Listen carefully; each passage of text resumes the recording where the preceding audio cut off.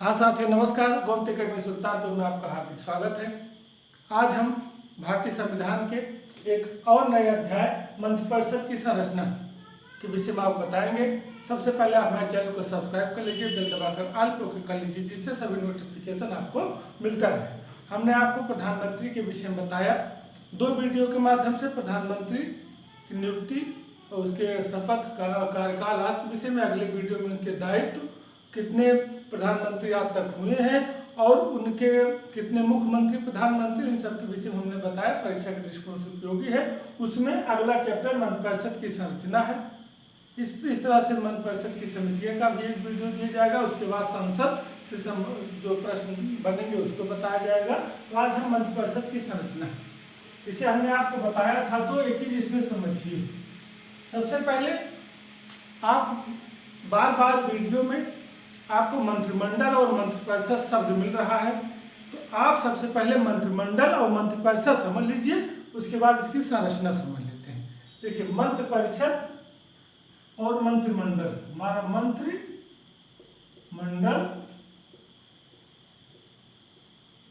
और मंत्रिपरिषद,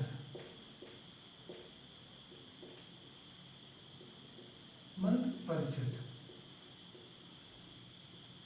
ये भी याद करने की चीज नहीं है, इसको समझने की चीज है कि मंत्रिमंडल क्या है, मंत्रिपरिषद क्या है, में अंतर, इनमें मुख्य रूप से क्या अंतर है, इसको आप समझिए। ये बहुत ही महत्वपूर्ण है, बहुत ही आसान है। देखिए, व्यवहारिक रूप से आप समझिए कि मंत्रिमंडल और मंत्रिपरिषद दोनों देखने में कैसे लगते हैं, एक जैसे। कैसे? एक जैसे। मंत्रिपरिषद और मंत्रिमंडल दोनों कैसे हैं, सेम है। देखिए, आप एकदम सटीक वे में समझते चलिए, बहुत ज्यादा परेशान होने की जरूरत नहीं, एकदम आसानी से इसको समझ लीजिए, न रटना। अगर इसको आप समझे हैं तो आपको कोई दिक्कत नहीं होगी। एक जैसे मतलब सेम है, लेकिन कुछ अंतर है, इसमें कुछ अंतर है, उसको आप समझ लीजिए। तो कहने का मतलब है कि मंत्रिमंडल और मंत्रिपरिषद वैसे देखने में तो एक जैसे लगते हैं, सेम है, लेकिन कुछ अंतर है। अब अंतर क्या है आप समझिए। नंबर 1, जो मंत्रिमंडल होता है, मंत्रिमंडल कुछ खास मंत्रियों का समूह है, कुछ खास मंत्रियों का समूह है, खास मंत्रियों का समूह है, जिनकी संख्या जो है 10-15 होती है, या 15-20 का लीजिए, 15 से 20 होती है। आप जान रहे हैं कि प्रधानमंत्री केंद्र बिंदु होता है, वह भी मंत्रिपरिषद का सदस्य होता है। उसी मंत्रिपरिषद मतलब कि जितने भी मंत्री हैं सब मंत्रिपरिषद के दायरे में आ गए। उसमें से कुछ खास मंत्री, जो कुछ खास विभाग है, जैसे वित्त है, गृह है, विदेश है, इस तरह से जो खास विभाग हैं उनके मंत्रियों का एक समूह होता है, उसको मंत्रिमंडल कहते हैं। और जबकि मंत्रिपरिषद,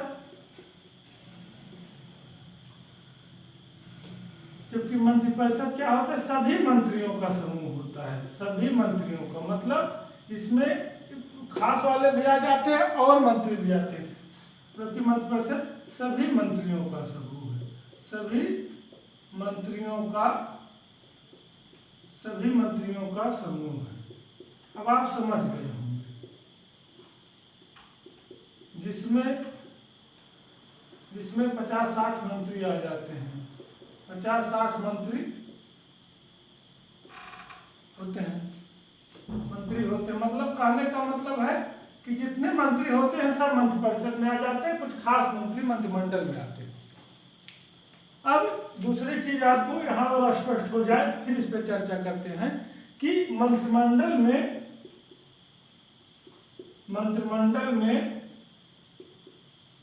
केवल कैबिनेट मंत्री आते हैं, केवल कैबिनेट मंत्री आते हैं,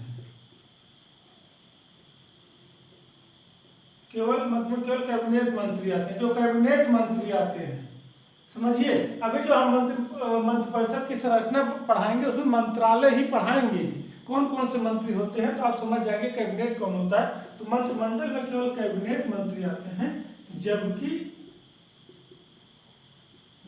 मंत्रिपरिषद में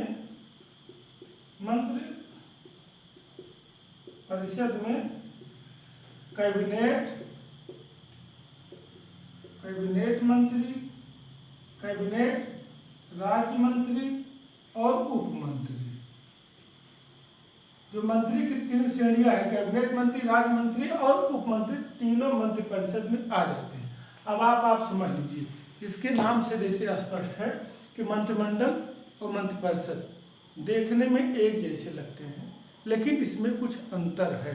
कहने का मतलब है कि जो मंत्रालय की तीन श्रेणियां हैं मंत्रियों की, कैबिनेट मंत्री, राज्य मंत्री और उप मंत्री, तो कैबिनेट मंत्री, राज्य मंत्री, उप मंत्री ये सब मंत्रिपरिषद में आते हैं। उसमें से कैबिनेट मंत्री जो होता है वो मंत्रिमंडल का सदस्य होता है, वह खास होता है। और मंत्रिमंडल में कुछ खास लोगों का समूह होता है, 10-15 लोग, 20 लोग, इससे संख्या होती है, इसमें सभी मंत्री आ जाते हैं। अब आपको स्पष्ट हो गया होगा कि मंत्रिमंडल क्या है और मंत्रिपरिषद क्या है।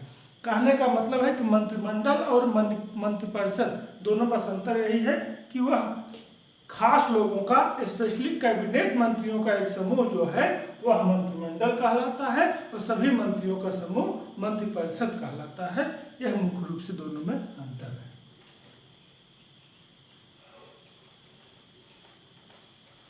अब आप समझिए, ये आपको स्पष्ट हो गया होगा। आप समझिए मंत्रिपरिषद की संरचना। तो अब मंत्रिपरिषद में हमारे सभी मंत्री आ जाते हैं। तो मंत्रियों की तीन श्रेणियां होती हैं, मंत्रियों की तीन श्रेणियां होती हैं, तीन श्रेणियां होती हैं। नंबर 1 कैबिनेट मंत्री, कैबिनेट मंत्री। नंबर 2 राज्य मंत्री। नंबर 3 उप मंत्री। ये तीन श्रेणियां होती हैं, कैबिनेट मंत्री, राज्य मंत्री और उप मंत्री। एक चीज और होता है संसदीय सचिव, इसकी होने के बाद तुरंत इसकी चर्चा कर ली जाएगी। लेकिन मुख्यतः कैबिनेट मंत्री, राज्य मंत्री और उप मंत्री, ये तीन श्रेणियां होती हैं किसकी, मंत्रियों की। अब आप समझिए कि जो मंत्रिमंडल होता है वह जो है केवल कैबिनेट मंत्रियों का समूह होता है, और मंत्रिपरिषद कैबिनेट मंत्री, राज्य मंत्री, उप मंत्री। अब यहाँ आप और स्पष्ट हो गए होंगे कि कैबिनेट में कुछ खास मंत्री होते हैं, वही मंत्रिमंडल होता है। हमेशा नीति निर्माण के लिए उसी को बुलाया जाता है और मंत्रिपरिषद में सभी मंत्री आ जाते हैं। अब समझिए कि इन तीनों में अंतर क्या है।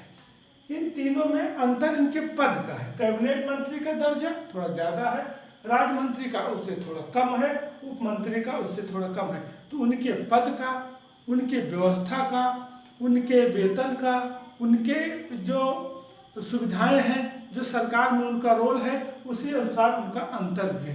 कैबिनेट मंत्री है तो उसका महत्व ज़्यादा है, उसको काम ज़्यादा है, उसका कार्य क्षेत्र और बड़ा है, उसको कई तरह के मतलब सरकार के नीति निर्माण में भी भाग लेता है। राज्य मंत्री हैं तो उससे थोड़ा कम है, इनका सहयोग करता है। उप मंत्री दोनों का सहयोग करते हैं। इस तरह से दोनों अंतर है। तो अब इसकी चर्चा कर ली जाए कि कैबिनेट मंत्री, राज्य मंत्री, उप मंत्री होते क्या हैं। तो इसको आप समझने का प्रयास करिए, समझे रहेंगे तो आप एग्जाम में आसानी से हल कर लेंगे। देखिए कैबिनेट मंत्री कुछ महत्वपूर्ण विभाग, महत्वपूर्ण, आप समझिए नंबर 1 इसको समझिए, कैबिनेट मंत्री, कैबिनेट मंत्री जिनको मुख्य रूप से महत्वपूर्ण विभाग दिया जाता है। क्या, जो महत्वपूर्ण विभाग हैं,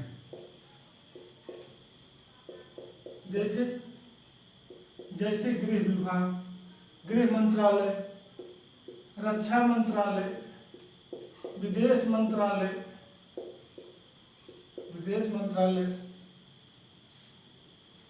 विदेश आदि, गृह रक्षा विदेश आदि महत्वपूर्ण विभाग, आदि महत्वपूर्ण मंत्रालय उनको दिए जाते हैं। अब आप समझ लीजिए कि जो महत्वपूर्ण मंत्रालय है, जैसे गृह हुआ, रक्षा हुआ, विदेश हुआ, इस तरह के जो महत्वपूर्ण विभाग हैं वो कैबिनेट मंत्री को दिए जाते हैं। यह जो है सरकार के नीति निर्माण में भाग लेता है, सरकार के नीति निर्माण के विचार विमर्श में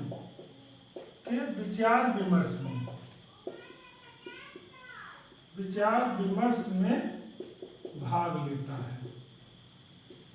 आप समझते जाइए, जो सरकार को कोई नियम बनाना है उसके लिए संसद बैठक करनी है, तो जो आपस में एक कमेटी बना के ये आए, आपस में विचार करते हैं कि ऐसा किया जाए कि ऐसा ना किया जाए, तो उसके निर्माण में ये विचार विमर्श में भाग लेते हैं। जैसे हम 10 दोस्त हैं और हमको कोई काम करना है, 10 को बताना है या 10 के माध्यम से और लोगों को बताना है, तो उसमें जो हमारे 2-3 खास मित्र रहते हैं, पहले ऐसे चर्चा कर लेते हैं कि कल हमको ऐसा करना है। तो सेम वही चीज़ है, अगर इनको कोई काम करना है या कोई नियम बनाना है तो कैबिनेट अपने हिसाब से बैठ के उस पर निर्णय ले लेती है। तो यह मुख्य रूप से इनके मेन विभाग दिए जाते हैं। सरकार विचार विमर्श करता है और कैबिनेट सरकार की जो गोपनीय बैठक होती है उसमें भाग लेता है। गोपनीय बैठक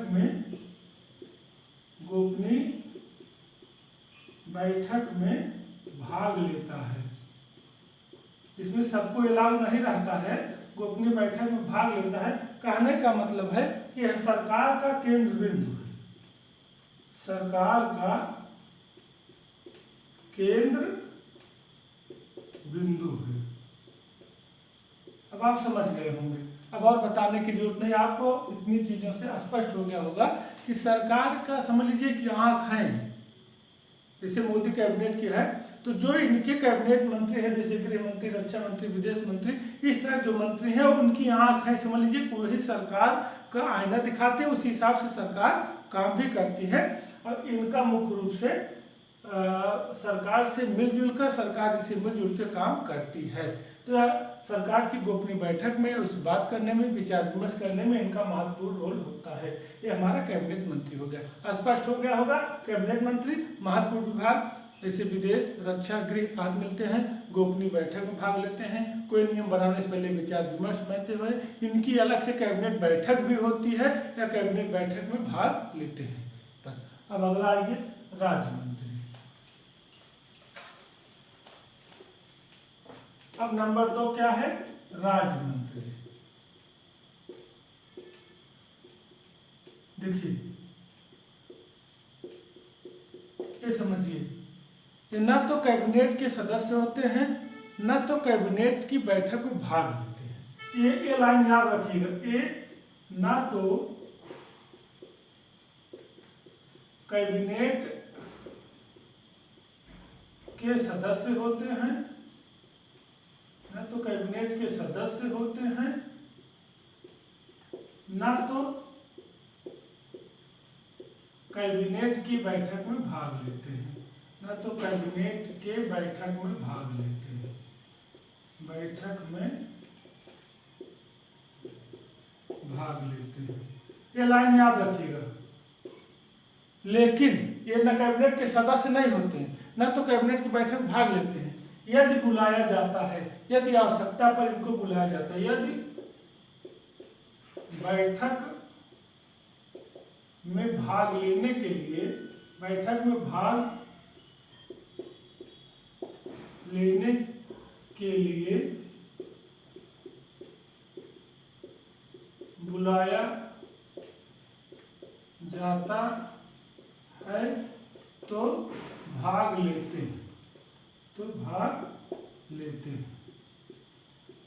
अब आप समझ गए होंगे कि ये कैबिनेट के सदस्य नहीं होते हैं, ना उसकी बैठक में भाग लेते। जैसे कैबिनेट की कोई बैठक है तो कैबिनेट मंत्री जितने हैं जाके 10-15 8-10 जो है जाके भाग लेंगे, लेकिन राज्य मंत्री को उसमें नहीं जाना है। लेकिन यदि कैबिनेट को आवश्यकता लगे कि राज्य मंत्री को बुलाया जाए, उनसे विचार विमर्श किया जाए, उनसे कुछ चीज़ें जाना जाए और उनको कुछ बताया जाए, यदि बैठक में भाग लेने के लिए बुलाया जाता है, इनको आमंत्रण किया जाता है कि आप आइए, तभी जाते हैं।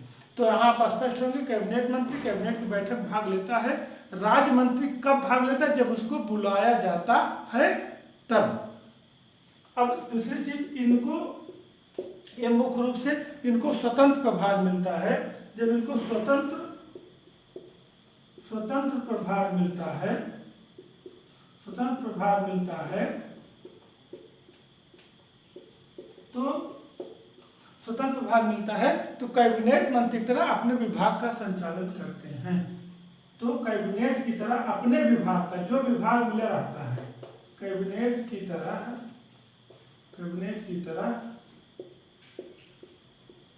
अपने विभाग का संचालन करते हैं, विभाग का संचालन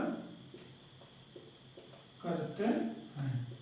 कहने का मतलब है कैबिनेट मंत्री जैसे अपने विभाग के लिए स्वतंत्र होता है और आवश्यकता पड़ने पर वह राज्य मंत्री से सहायता भी ले सकता है, उसी तरह राज्य मंत्री अपने विभाग में जहां वह स्वतंत्र प्रभार मिला है पूरी स्वतंत्रता के साथ अपने विभाग का संचालन कर सकते हैं। और तीसरी चीज, कैबिनेट मंत्री के सहयोग के रूप में कार्य करते हैं। कैबिनेट मंत्री के सहयोग में कार्य करते हैं। अब आप समझ गए होंगे कि जैसे राज्य मंत्री कैबिनेट मंत्री के सहयोग के रूप में कार्य करते हैं, ये लाइन आप स्पष्ट हो गया। जहां आवश्यकता पड़े कैबिनेट मंत्री के साथ मिलकर उनके विभागों संबंधित तथा शासन संबंधित अन्य महत्वपूर्ण कार्य में सहयोग राज्य मंत्री करते हैं। स्वतंत्र प्रभार पर अपने विभाग का उसी तरह कार्य करते हैं जैसे कैबिनेट मंत्री अपने विभाग का करता है। या कैबिनेट का ना तो सदस्य होते हैं ना उन बैठकों में भाग लेते हैं, जनरली बैठकों में कि आज कैबिनेट की बैठक है तो नहीं जाएंगे, जब इनको बुलाया जाता है तभी जाते हैं। आपको कैबिनेट मंत्री स्पष्ट होंगे। मुख्यमंत्रियों का समूह है, स्वतंत्र होते हैं, सरकार नीति निर्माण में महत्वपूर्ण भूमिका निभाते हैं, सरकार की एक तरह से आंख है। और कैबिनेट मंत्री के सहयोग के लिए राज्य मंत्री होते हैं। स्वतंत्र प्रभार में राज्य मंत्री अपने विभाग का पूरी स्वतंत्रता के साथ काम करते हैं, कैबिनेट मंत्री का सहयोग भी करते हैं और आवश्यकता पड़ने पर वह जो है कि नीति निर्माण में या कैबिनेट की बैठक में भाग लेते हैं। अब अंतिम श्रेणी आती है उपमंत्री। अब अंतिम श्रेणी आती है उपमंत्री। तीसरा क्या है? उपमंत्री। अब ये समझिए, उपमंत्री यह कैबिनेट मंत्री और राज्य मंत्री के सहयोग के रूप में कार्य करते हैं। राज्य मंत्री के सहयोग में काम करते हैं, सहयोग में कार्य करते हैं। ये कैबिनेट मंत्री और राज्य मंत्री के सहयोग के रूप में कार्य करते हैं। इनको अपने विभाग का स्वतंत्र प्रभार नहीं मिलता है, विभाग का स्वतंत्र प्रभार नहीं मिलता है। इनको अपने विभाग का स्वतंत्र प्रभार नहीं मिलता है। इसका मतलब है कैबिनेट मंत्री आवश्यकता अनुसार अपने कैबिनेट में को कार्य कर रहे उसमें सहयोग ले सकते हैं, राज्य मंत्री अपने में ले सकते हैं, लेकिन ये बैठक में कैबिनेट के सदस्य नहीं होते, ना बैठक में भाग लेते हैं, इनको बुलाया भी नहीं जाता है। ये कैबिनेट के सदस्य भी नहीं होते हैं, ये कैबिनेट के सदस्य नहीं होते हैं और ना ही बैठक में भाग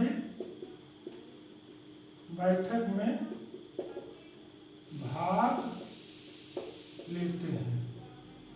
अब आप समझिए, ये कैबिनेट के सदस्य भी नहीं होते ना बैठक में भाग लेते हैं। अब मुख्य रूप से जो मंत्री हैं कैबिनेट मंत्री, राज्य मंत्री के सहयोग के रूप में कार्य करते हैं। इनको स्वतंत्र प्रभार नहीं दिया जाता है, न कैबिनेट के सदस्य होते हैं, न उसकी बैठक में भाग लेते हैं, न इनको बुलाया ही जाता है। इसमें न इनको बुलाया ही जाता है, किसमें, कैबिनेट की बैठक में भाग लेने के लिए न इनको बुलाया ही जाता है कि आप आइए कैबिनेट की बैठक में भाग ले जाए। तो जो राज्य मंत्री होते हैं बैठक में भाग नहीं लेते, लेकिन इनको बुलाया जाता है और इनको बुलाया भी नहीं जाता है। तो अब आप स्पष्ट हो गए होंगे कैबिनेट मंत्री, राज्य मंत्री, उप मंत्री। एक चीज अब ओवरव्यू आप समझ लीजिए कि कैबिनेट मंत्री इनको अपने विभाग के मुखिया होते हैं, सरकार के मुख्य मार्गदर्शक के रूप में काम करते हैं। राज्य मंत्री कैबिनेट मंत्री के सहायता के रूप में कार्य करते हैं और आवश्यकता पड़ने पर उनकी बैठक में अगर बुलाया जाता है तब जाते हैं। उप मुख्यमंत्री ये कैबिनेट मंत्री, राज्य मंत्री का सहयोग प्रदान करते हैं और ये बैठक में भाग नहीं लेते, ना इनको बुलाया जाए। ये 3 श्रेणियां हो गई हमारे मंत्री की। अब एक चीज और जान लीजिए, एक चौथी श्रेणी है, इसको संसदीय सचिव भी कहा जाता है। इसको जानते चलिए, संसदीय सचिव, इसको आप जान लीजिए। मंत्रियों की श्रेणी 3 ही है। इनको भी, संसदीय सचिव को भी इनको मंत्रालय, मुख्य रूप से अगर कहा जाए कि यह मंत्रालय यही है और इनकी मंत्री की जैसे श्रेणियों के अलावा संसदीय सचिव जो है मंत्रालय में महत्वपूर्ण भूमिका इनकी होती है। इसलिए मंत्रिपरिषद की संरचना में इसको पढ़ना जरूरी है, क्योंकि इनके बिना ये अधूरा है।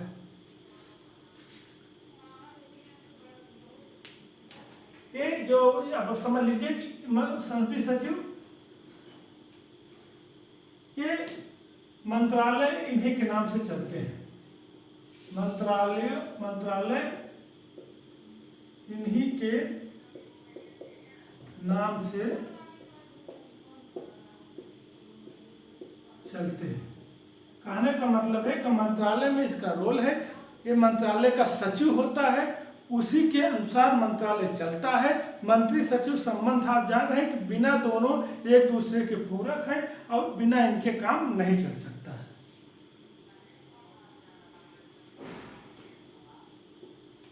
मंत्री प्लस सचिव एक दूसरे के पूरक। अब आप ये जान लीजिए कि जो मंत्रालय होता है और मंत्रालय का जैसे मंत्री जनप्रतिनिधि होता है और सचिव जो होता है एक एडमिनिस्ट्रेटर होता है, दोनों से मिला के मंत्रालय चलाए जाते हैं। तो कहने का मतलब जैसे हमारा वित्त मंत्रालय है तो वित्त मंत्री उसका जो है जनप्रतिनिधि है, जनता द्वारा चुन के गया है और वहाँ के लाभ योजनाओं को जनता तक पहुँचाना है। सचिव जो है उस विभाग का ज्ञाता है, उस विभाग की हर चीज़ें जो है छोटी छोटी बातें उसको पता है। मंत्री आज सचिव आज कोई है, वो मंत्री आज कोई है, परसों कोई होगा, नरसों कोई होगा, तो 5 साल बाद पता लगा कि उसका वो मंत्रालय मिला कि नहीं मिला। लेकिन सचिव जो होते हैं उनको उस विभाग के विषय में छोटी छोटी बातों का ज्ञान आता है, कौन सी योजनाएं कैसी हैं, कौन क्या करना है। तो इसलिए मंत्रालय जान लीजिए कि इन्हीं के नाम से चलते हैं और मंत्री सचिव एक दूसरे को पूरक रहते हैं। क्योंकि अगर गवर्नमेंट ऐसे गिरी, अगली गवर्नमेंट आई तो कौन सा काम चल रहा है, फिर कैसे चलाना है, ये सब चीज़ें संसदीय सचिव को पता रहता है, क्योंकि वह एक प्रशासक होता है और उसको बहुत कुछ पता रहता है। तो ये जो है स्पेशली मंत्री सचिव संबंध लेकर आप राजनीति उठा देखेंगे तो कई मंत्रियों के सचिव से काफ़ी विवाद रहे हैं। इसकी तरह जो है एक समस्या बनी, फिर इस तरह से आपस में विवाद चलता रहा, तो नया फिर मंत्री बदले, फिर सचिव बदले, तो एक प्रक्रिया आपस में चलती रहती है। लेकिन जैसे कैबिनेट मंत्री, राज्य मंत्री, उप मंत्री, मंत्रियों की 3 श्रेणी है, लेकिन संसदीय सचिव इनके मंत्रालय में सचिव के रूप में कार्य करते हैं, इनके मार्गदर्शक के रूप में काम करते हैं और देश के विकास के लिए महत्वपूर्ण रोल निभाते हैं। तो ये रहा हमारी मंत्रिपरिषद की संरचना। इसके बाद अगला वीडियो हम जल्द लेके आएंगे। जय हिंद, जय भारत।